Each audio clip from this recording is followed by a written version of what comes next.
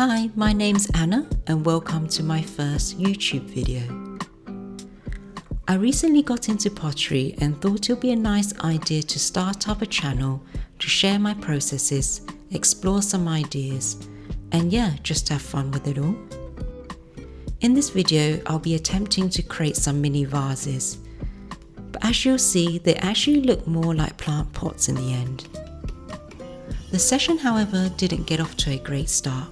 I was having some serious centering issues at the time, but later on found out that there were several things that I could have done better. For example, the speed of my wheel and the movement of my hands could have aligned better when coning up, so to not twist the clay at the bottom, making it harder to center when coning down. Moving my hands on and off the wheel too abruptly could also push the clay off center. Also, I should make sure that I wedge the clay more thoroughly to remove any air pockets.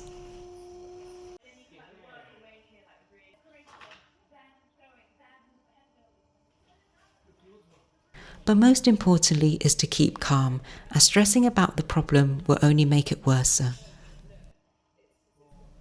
I did, however, ended up taking the clay off the wheel and starting over again.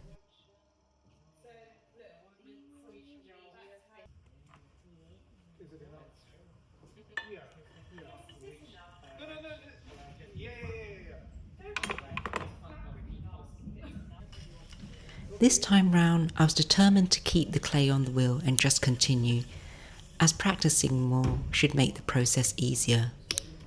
And more importantly, it's all about the experience and learning as you go. So off we go. The first type of vase I'll be attempting to make is a more angular shaped one.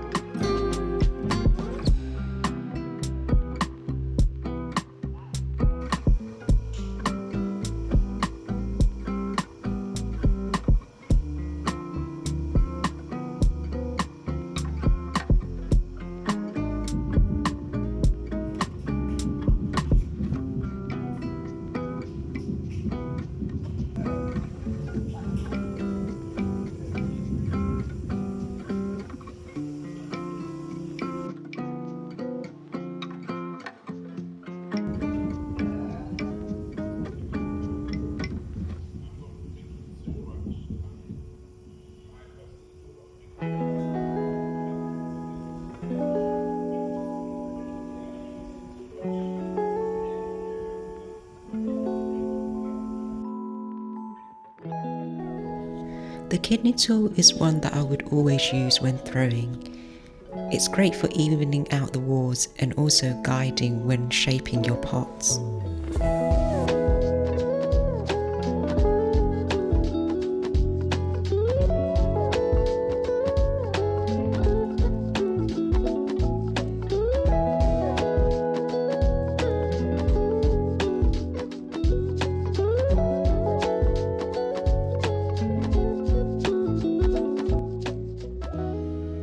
So yeah, the end product doesn't look exactly like what I was attempting to throw.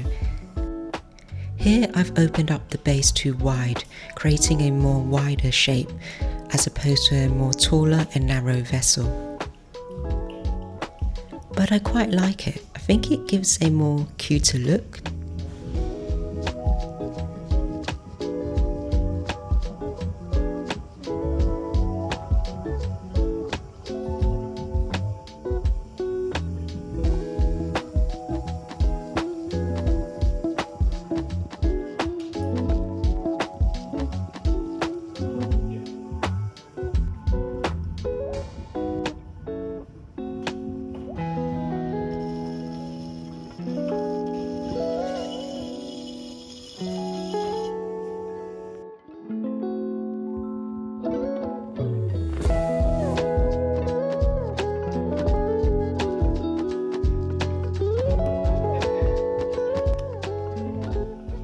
Next up, I'll be attempting to throw a mini moon jar.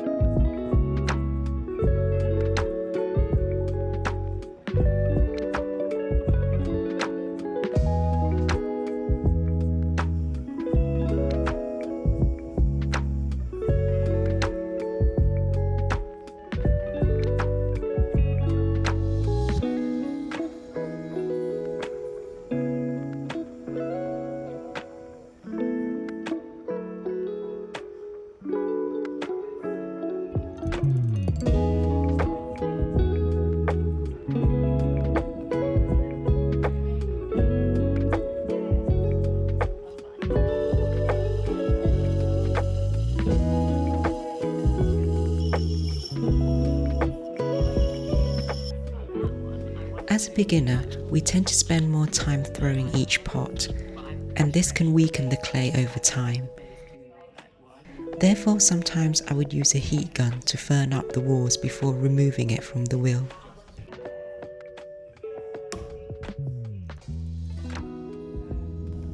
The last form I'll be throwing is the easiest one, a more rounded cylinder shape.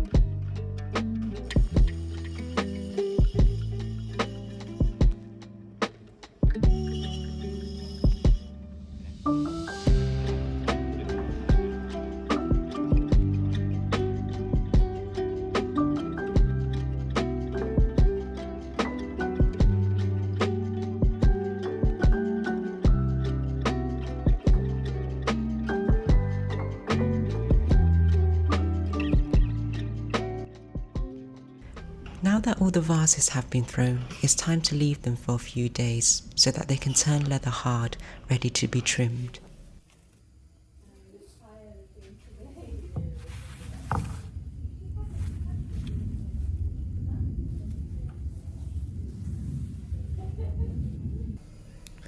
After a few days, they were however still quite soft, so I decided to take them outside for a little sunbathe.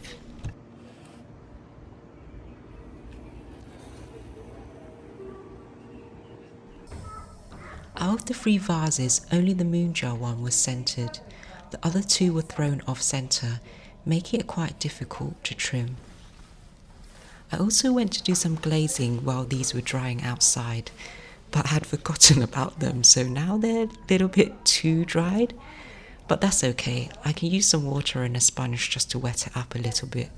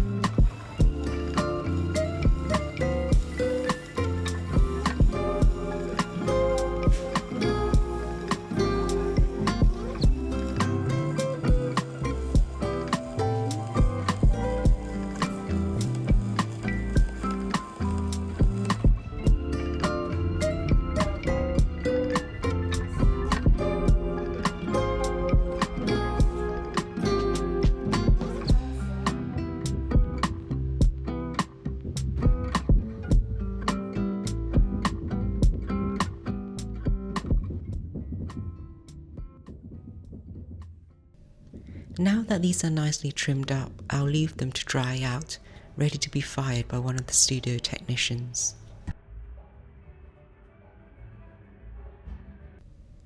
After bisque firing, it's now time to glaze. I'll be using these vases to test out a new glaze combination.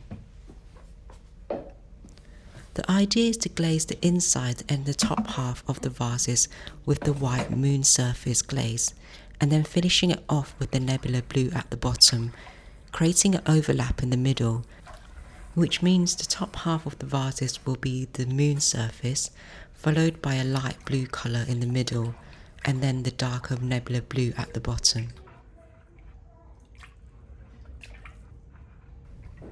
First I'll glaze the inside of the vases, and then it'll be easier to glaze the outside later on.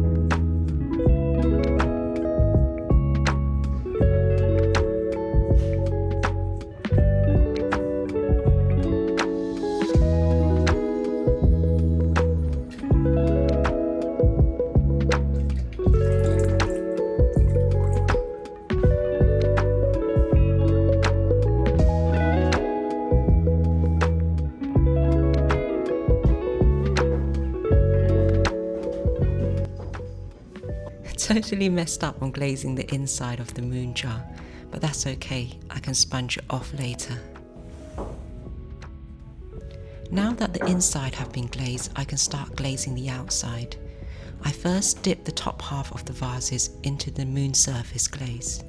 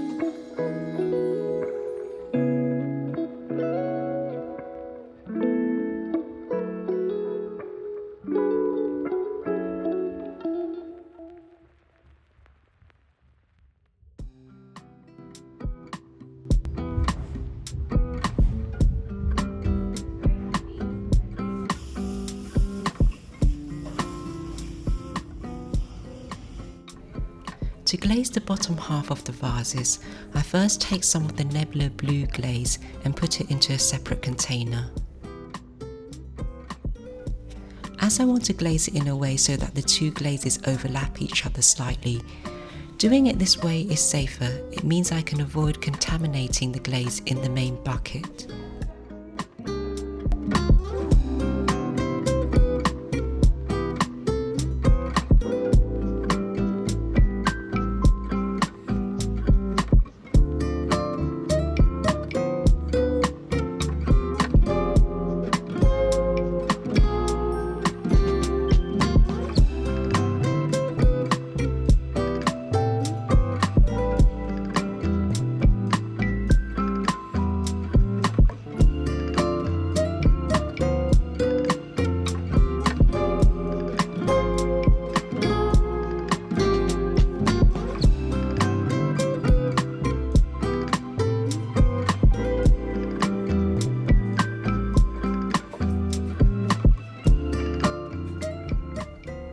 lastly, I'll use my fingers to smudge out any uneven glaze and also to remove any air bubbles before getting these fired.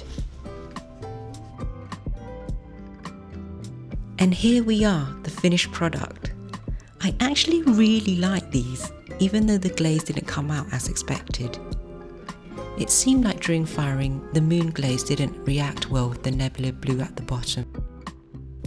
Anyway, I really like this unexpected result. It kind of gives a beachy effect. The moon's surface reminds me of clouds. The lighter blue section at the middle represents the sky, followed by some sand achieved by the burnt marks, and then the nebula blue looks like the sea.